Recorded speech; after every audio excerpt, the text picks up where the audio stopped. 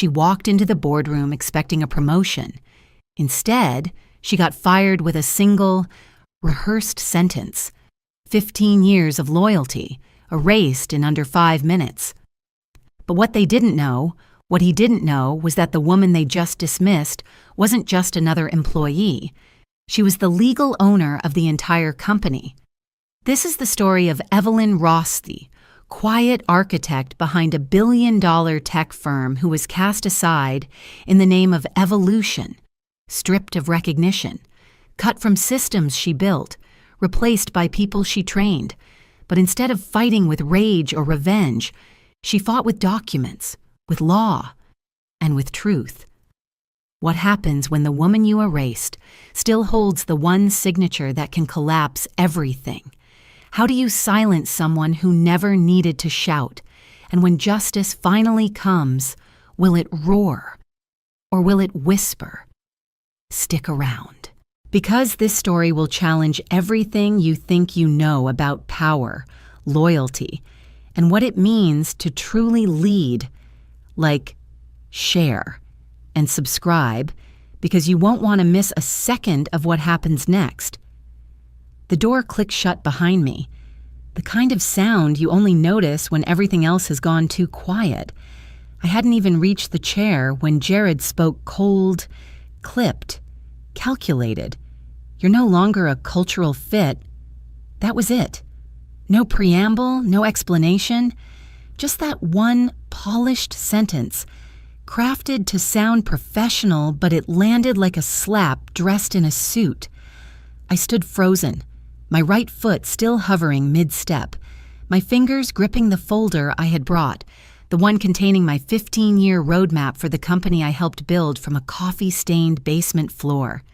Jared Sloan, the man who once shared ramen with me at 2 ma'am, while we built Nexora Analytics, didn't even look up from his screen. His tone was practiced. His hand scrolled lazily on his tablet. Behind him, a painting I had commissioned for our 10th anniversary hung like a forgotten relic. "I'm sorry," what I asked, my voice too steady for what I felt. He finally looked up, as if just now realizing I was in the room. "This is a transition conversation," he said, like he was explaining a calendar invite. "We're going in a new direction, one that better aligns with the company's evolving tone and leadership narrative." I blinked. Evolving. Narrative Evelyn. He sighed. "You've been here since the early days. You've done good work. But Nexora's different now. We need voices that resonate with where we're headed. And just like that, 15 years became good work. 15 years of my life became thanks." But I looked at the clock behind him. 9:00 a.m. Exactly the time this meeting was scheduled. Exactly the time I thought I was walking in to discuss my promotion to Chief Operating Officer, and I had spent the last 3 weeks preparing. I built operational blueprints, outlined growth strategies, wove our fragmented systems into a coherent future-forward framework. I had stayed up until 3 a.m. the night before polishing a contingency model for global logistics because I thought today would be the beginning of something. Instead, it was the end. At least, that's what Jared thought.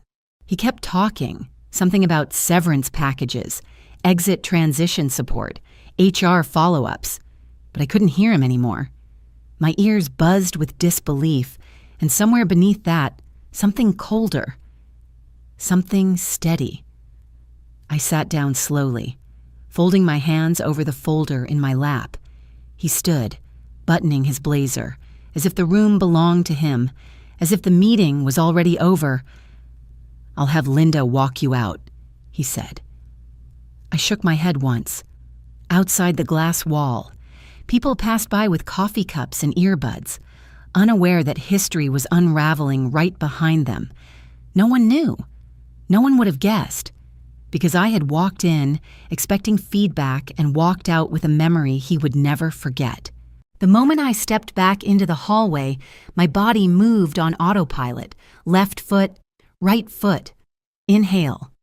Don't let your face crack. I passed the design team. I saw my name scratched off the whiteboard. I saw Claire, the new VP of Operations, laughing in my old chair, the one I chose when we upgraded from folding tables. Every detail felt like betrayal wrapped in carpeted silence. But the part Jared didn't know, the part he never bothered to remember, I was still the sole legal owner of Nexora Analytics. And that little detail, the one buried under 15 years of forgetfulness, arrogance, and unchecked assumption, was about to matter more than anything he thought he controlled. I stood by the elevator, waiting for the doors to open. My hands trembled, not from shock, but restraint. I didn't scream. I didn't break. I didn't beg. I just thought, you just fired the one person whose signature your company still depends on. And as the elevator doors slid shut in front of me, sealing me away from the people and the systems I had built, I allowed myself the first small breath of resolve. The story wasn't ending. It was waking up. It started in a basement that smelled like damp concrete and burnt coffee. The walls were bare, except for a crooked whiteboard and a bulletin board that held exactly two things: a faded sticky note that read, "No days off," and a photo of Jared holding up our first pitch deck with a grin too big for his face. There were no titles back then, no departments, just two people, me and Jared, chasing something that hadn't quite taken shape yet. We met at a data innovation bootcamp hosted at a co-working space downtown. He had this manic energy about him, talking faster than he could think, scribbling predictive behavior models on napkins and even on his wrist when he ran out of paper. I had just wrapped a consulting contract and was looking for a project that felt real. He called it a rebellion against inefficiency. I called it an idea in need of grounding. Somehow, that balance worked. "I need someone who doesn't just dream with me," he had said. "I need someone who makes the dream possible." It sounded flattering at the time. 2 weeks later, we were in that basement, no heating, 2 used desks, 1 barely working printer, and an overconfidence that bordered on delusion. But we were all in. We filed the incorporation paperwork at a coffee shop down the street. I remember that afternoon vividly, not because of what was written, but because of what wasn't. We were filling out the last section. Primary legal owner, when Jared paused. "I can't be on this," he muttered, eyes darting. "There's still, stuff. With my old firm. It's messy." He mentioned something vague about NDAs, ongoing investigations, and how his name on any new company would raise red flags. "It's temporary," he promised. "Just until things clear up." He slid the form across the table. My hand hovered over the line. It wasn't ambition that made me sign. It was loyalty. It was belief. We had nothing, but it felt like everything. I signed without asking more questions. That moment, that signature meant to be a placeholder, became the foundation for everything that came next. The first year was chaos. Beautiful, hungry, all-consuming chaos. We couldn't afford real chairs, so we used milk crates with throw pillows. The pipes froze twice. The coffee machine sparked whenever we used the microwave at the same time, and our only client at the time paid us late and in crypto. But I didn't care, because something about building from scratch ignited me. I handled the operational skeleton billing systems, CRM templates, contracts, onboarding kits. I designed internal playbooks before we had enough employees to read them. Jared. He was fire and pitch decks. He could talk investors into leaning in even when we didn't have the back end built yet. I remember one night, cold and silent except for the space heater in the corner, Jared sat cross-legged, scribbling on the wall with dry erase markers, his lips moving with half-sentences. I was across the room, buried in spreadsheets, debugging an API I'd stitched together from open source code. We didn't speak for hours, but the energy between us was the closest thing I'd ever felt to alignment. That's when I believed this company wasn't just possible, it was inevitable. Months passed, and we scaled fast. By the end of year 1, We had 5 full-time employees. By year 2, we had clients waiting in line. But amid that growth, the paperwork never changed. No amendment, no ownership transfer. No update to reflect Jared's now spotless reputation. We were too busy, too successful, too distracted. And maybe Jared liked it that way. Still, I never saw myself as the owner.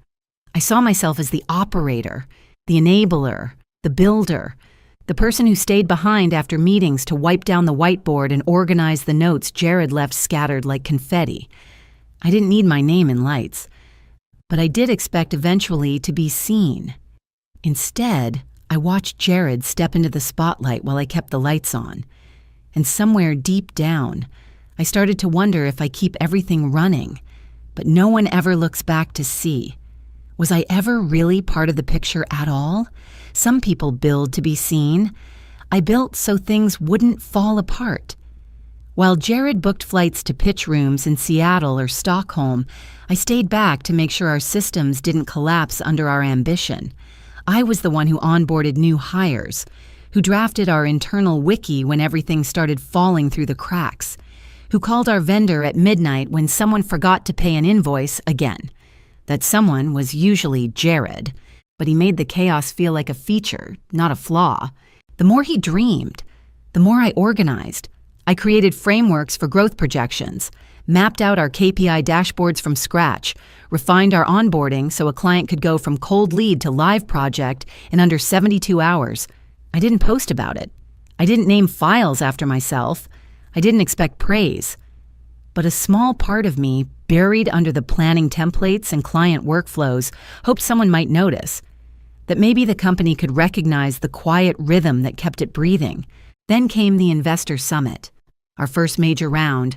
I had spent 6 weeks preparing compiling data from 6 client accounts, refining churn predictions, polishing our 3-year financial arc until it told a clean, compelling story. Jared wore a new blazer and didn't bring a laptop. Investors don't want a spreadsheet. He grinned. They want a star. I sat 2 seats to his right in the glass-walled conference room, the kind with catered pastries and a logo printed on the mugs. He stood to begin and introduced me. "This is Evelyn. She supports operations." I blinked. Once, twice.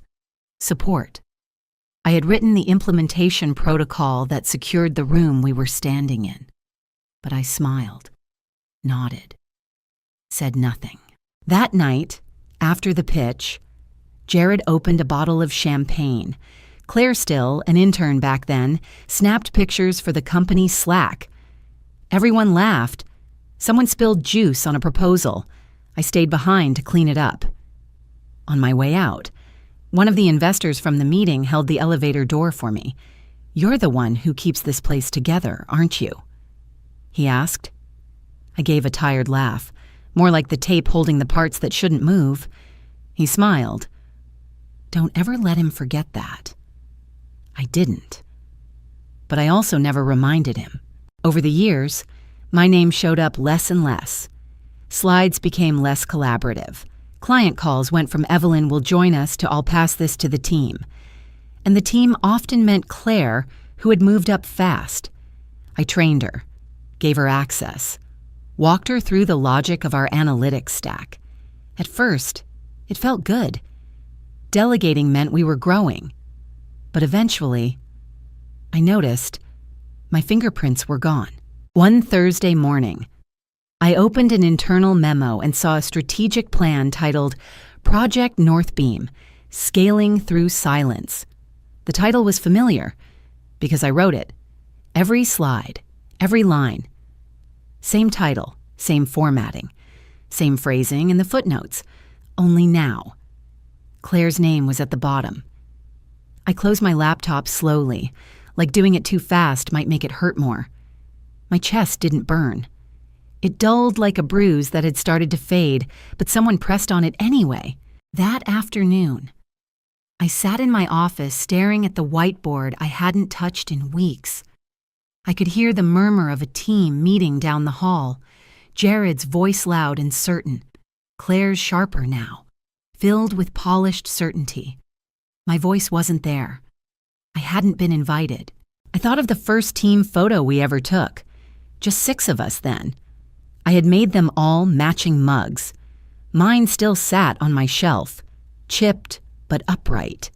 Now, there were 23 people in the company, and most didn't even know who wrote the policy manual they used every day. Later that week, Jared stopped by my office. "You okay?" he asked, glancing briefly at my screen. I nodded. "Just reviewing some project flows." He didn't ask which ones. Didn't notice I'd locked most of my shared folders. Didn't notice I was no longer CC'd on our largest client account. "Claire's doing great." "Huh," he added. "Fresh energy." "That's what we needed." I smiled, because that's what I was trained to do. But behind that smile, something was changing. Not anger, not bitterness. Something quieter, sharper. A whisper in my chest that said, "You can't keep fixing things that people refuse to see you holding." It started with a missed email. Not a major one, not at first. Just a weekly client update for a project I had led for 6 straight months. I had created the reporting cadence, wrote the metrics template myself. Every week, I was looped in automatically, until I wasn't. That morning, I refreshed my inbox twice. Something felt off. Too quiet. I searched for the thread.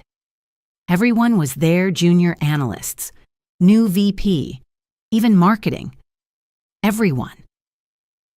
Except me. At first, I thought it was a mistake. I forwarded the message to myself, clicked mark as unread, as if somehow pretending I hadn't seen it would change what I knew it meant. Then I opened our project management board. The client dashboard I had built, every task tagged with my name, was now led by someone else. No mention of me, no history of my assignments. Like I had never touched it. It felt like a glitch in reality, the kind you double-check because your brain can't quite believe what it sees. But the deeper I looked, the more the cracks widened. Access permissions had changed. Folders I created now marked as view only.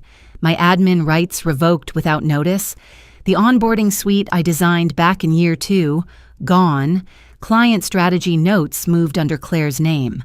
My weekly team reports rebranded, stripped of attribution. They didn't even bother to change the formatting. It didn't feel like an update. It felt like a cleansing. Still, I tried to stay rational. Companies evolve, roles shift, file structures get streamlined, but then I tried to log into the archival Portala system I had built with Gerald's team. Line by line. Access denied. I checked the back end. My user tag had been deleted, not downgraded, not moved, erased. Name Evelyn Ross. Status inactive.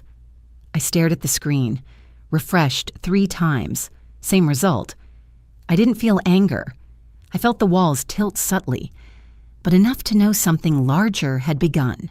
I walked down the hall to speak with Noah, our lead engineer. We'd worked together for nearly a decade. His door was cracked open. He looked up from his screen and shifted when he saw me. "Hey, Evelyn." "Quick question," I said, softly. "Did we restructure the admin database?" His fingers paused on the keyboard. Sort of. Jared asked us to do some legacy cleanup. Legacy, I asked. He didn't meet my eyes. You know, old admin tags, dormant users, just routine housekeeping. I nodded. Sure. But nothing about it felt routine. And I wasn't dormant. I was still showing up, still fixing things. They just stopped letting me touch the wires. That afternoon, a calendar invite popped up, quarterly strategy alignment. I wasn't on the list. My team was. So was Claire. The silence echoed louder than any confrontation. I sat back, slowly closed my laptop, and let the question form, the one I had avoided for too long. Am I being pushed out not by firing, not by conflict, but by quiet erasure, piece by piece, permission by permission, until I disappeared, and no one had to say it aloud, That night, I stayed late not out of obligation, but because I didn't know where else to go. I sat in the darkened office, the city blinking through the windows, and stared at my old planning boards, all my workflows, my flow charts boxed up, replaced with new posters, new values, new faces. I was still here, but somehow I was already gone. The next morning, I checked the hallway wall. My 10-year anniversary plaque for tireless dedication and unmatched integrity was gone. Just a bare hook remained. No message, no replacement, nothing. The last trace of me wiped with the efficiency of a janitor erasing names from dry erase boards. Only this time, the name was mine, and I had written it in permanent ink. The email was simple. Subject, we should talk. From Gerald Winters. He didn't add anything else. No exclamation marks, no emojis. Just that. I hadn't heard from Gerald in over a year, but I'd kept him in the loop every now and then, mostly out of habit. He was the lawyer who helped us form Nexora, the one who drafted the original incorporation docs back when we couldn't afford real legal fees. Gerald wasn't flashy, but he remembered everything. We met at his office the next day. The receptionist didn't recognize me. Not surprising. Most people these days didn't. But when Gerald came out and saw me standing there, he smiled in that quiet way lawyers do when they already know what's in the file. "Evelyn," he said, nodding. "Been expecting you." His office hadn't changed. Same wooden blinds, same cluttered desk, same bowl of ancient mints no one ever touched. He gestured for me to sit and walked to a locked cabinet in the corner, typed a code I still remembered from 15 years ago. Click. Out came a thin black folder in a plastic sleeve. He laid it gently on the desk. "You asked me to hold this," he said. "Said you'd know when it mattered." I stared at the handwriting on the label. Mine, slanted cursive. Nexora. Original filing. He opened it slowly, page by page, with the care of someone flipping through sacred scripture. Articles of incorporation, founding agreement, initial ownership statement. He tapped the line near the bottom. Legal owner Evelyn Ross. Ownership share. 100%. My hands didn't shake. My breath didn't catch. I just stared because part of me always remembered, but the rest of me forgot how powerful remembering could be. "They never amended it?" I asked quietly. "Not once." He replied. "We check quarterly, just in case. They filed address changes, brand marks, executive updates, but never touched the ownership record." I leaned back. Let the silence fill the space. I hadn't been fired. I'd been forgotten. Correction, they hoped I forgot. Gerald slid over a second folder. Thicker. Yellow, sticky tabs poking out from every edge. "This," he said, "is everything they've signed over the past 3 years. Vendor deals, investor contracts, software licensing agreements, some worth 8 figures. Each one was supposed to be co-signed by the legal owner. None were. If you challenge any of these," Gerald said, "you could unravel them. And if I don't, then they stand. But only if no one looks too closely." He paused. "But Evelyn, if even one party finds out, it's enough to trigger an audit." I stared at the signature page of the most recent deal. Jared's name. Alone. No delegation. No secondary signatory. No reference to authority granted. It wasn't just oversight. It was risk. I closed the folder and exhaled, not with tension, with clarity. "So I still own the company." I said, legally, "Yes, entirely." "And they have no idea. They assumed you'd never use it." I walked home that evening in a fog. But not the kind you get from grief. It was the quiet storm that forms right before a sky splits open. Not panic, Not pride, just a grounded realization that the structure they tried to bury me under was still mine, and they had built it on my foundation without reading the fine print.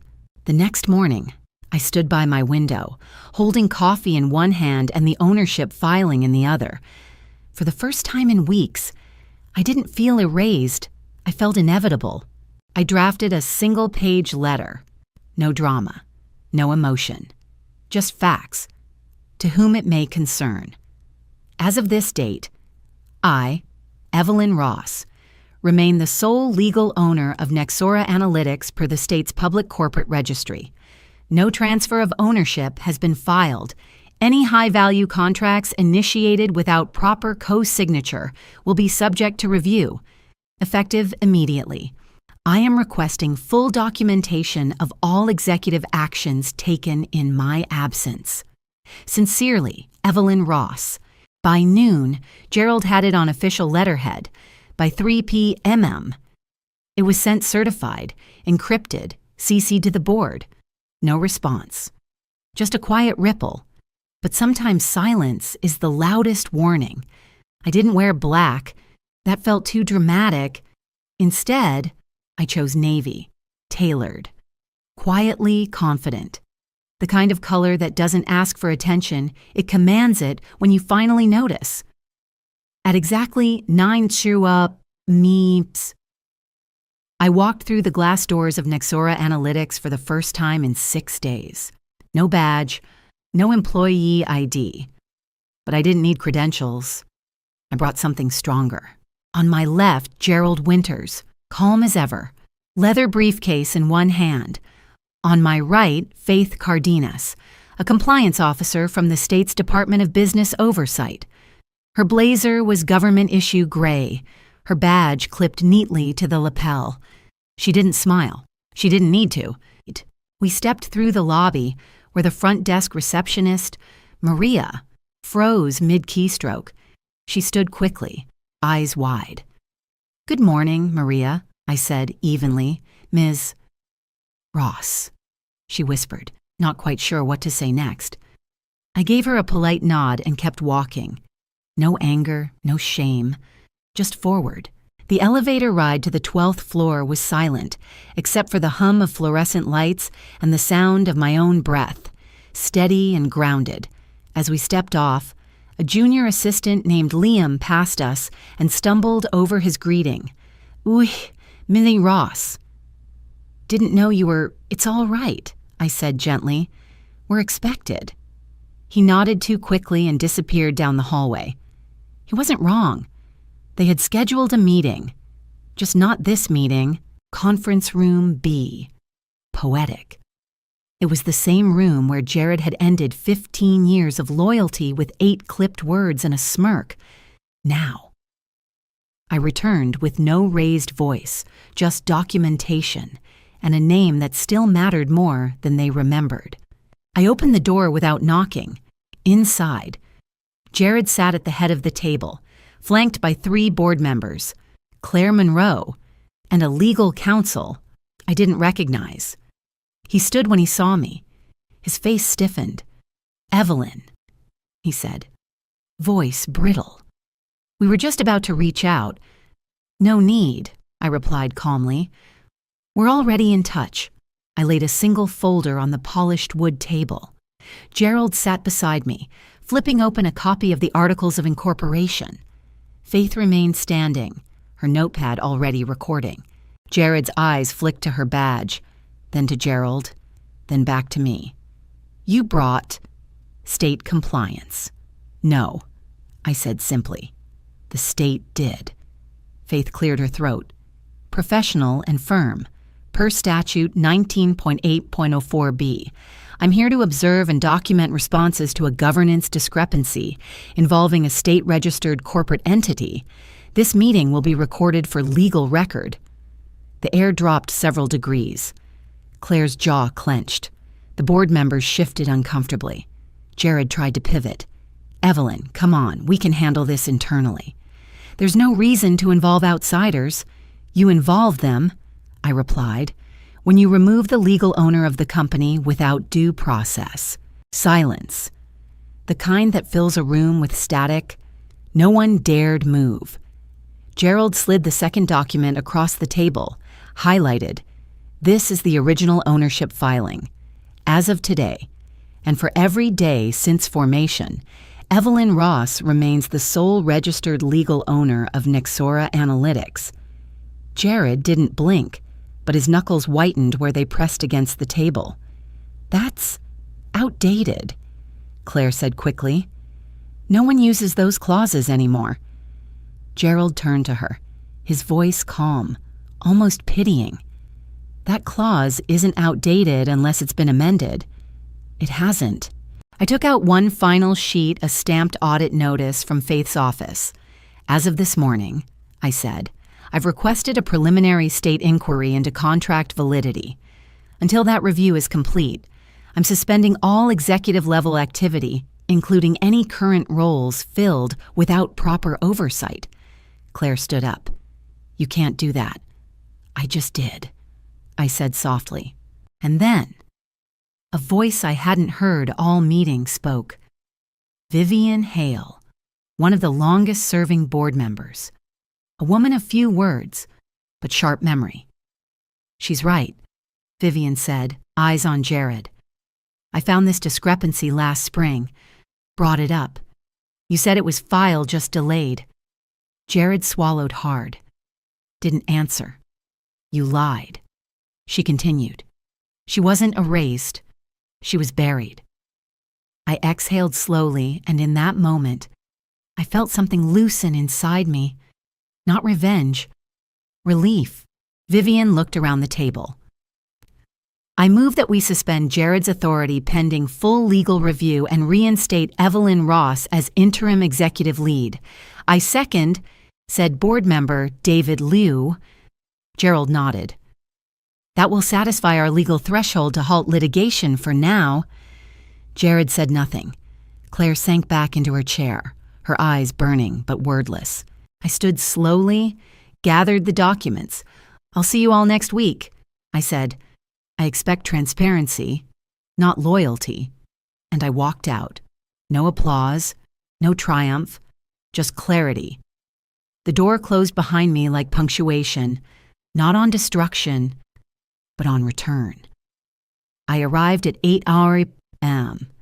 No red carpet, no staff clapping in the hallway, no one waiting with balloons, just sunlight pouring through the lobby windows and the soft click of my heels against polished tile. And that was enough. I took the elevator to the top floor, this time. Alone. No lawyer, no badge, no hesitation. When the doors opened, the receptionist didn't ask for my name. She just stood. Welcome back? Ms. Ross? This time, no one stumbled over the title. My old office was exactly where I left it, but it felt different. Not because it had changed, but because I had. I set my bag on the desk, pulled open the curtains, and watched the skyline flicker to life. There were no grand speeches, no loud declarations, just the steady hum of systems I once built and now returned to lead again. By 8:12 a.m., I had answered 9 emails. Most were polite, a few were desperate. Some were apologetic in that carefully professional way. Would love to reconnect. I'm here if you'd like to talk. I should have said something sooner. I replied to every single one. Not because I had to, but because that's what real leadership looks like. Grace without forgetting, firmness without spectacle. At 8:29 a.m., there was a soft knock at the door. Maria, the receptionist, stepped in slowly. Her hands trembled slightly as she held out a paper cup. I wasn't sure how you take it anymore, she said, voice barely above a whisper. I smiled. Still black. She exhaled and set it gently on my desk. Her eyes landed on my planner, open beside my keyboard. Written in pen 3 words under today's date, day 1. Nothing left to prove. She read it silently, then looked up, eyes misting. I'm glad you're back. I'm glad you said that." She left quietly. I sat there, hands wrapped around the warmth of that cup, and for the first time in weeks, I didn't feel erased. I felt seen. Not for what I used to do, but for who I always was. I didn't fire anyone. I didn't make a show of cleaning house. I simply started rebuilding what mattered. In silence, I reinstated 3 department heads who had quietly stepped back under Jared's reign. I reopened the mentorship program for women in tech, especially first-gen grads and young mothers trying to break in. I reviewed the contracts myself, not out of revenge, but because I finally understood this company never needed louder voices. It needed a steadier hand. Later that afternoon, I stood by the window with the blinds wide open. Across the city, life moved on. But here in this office, the rhythm was different. People walked softer, spoke with more care, not out of fear, but out of something rarer, respect. Claire never returned to her VP seat. She resigned quietly. A few days after the audit notice was finalized, Jared, after being officially removed by board vote, sent a statement to the press full of corporate platitudes and misremembered history. I didn't respond. Sometimes, the most powerful answer is none at all. In the weeks that followed, I heard whispers in the break room. Some wondered why I didn't do more, why I didn't sue, why I didn't retaliate, but they didn't understand. I didn't come back to punish anyone. I came back to remind them what accountability looks like. A junior developer named Rhea, who joined just 6 months ago, once stopped me in the hallway. "Can I ask you something?" she said nervously. "Of course. Is it true you used to clean the fridge?" I laughed. "Yes, and the printer. And once, the vents." She stared like I was a legend that turned out to be human.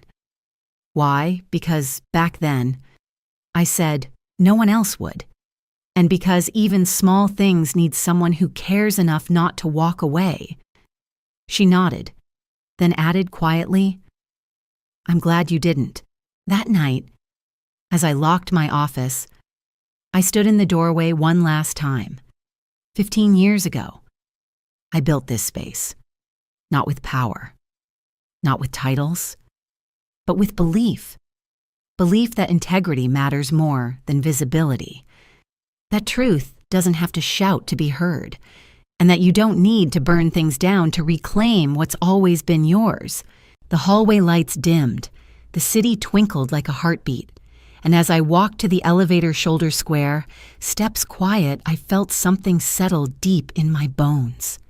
Not vindication, not even triumph, just peace. Sometimes justice doesn't come with applause. Sometimes it walks in at 8 a.m.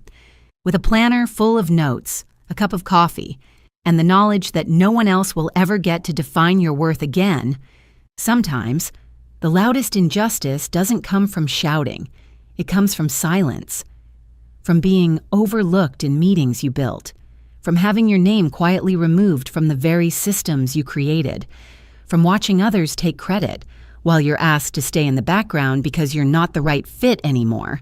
But Evelyn Ross reminded us all of something powerful. That strength doesn't always wear armor. Sometimes it shows up in quiet resolve, with a file folder, a steady hand, and the kind of truth no one can delete.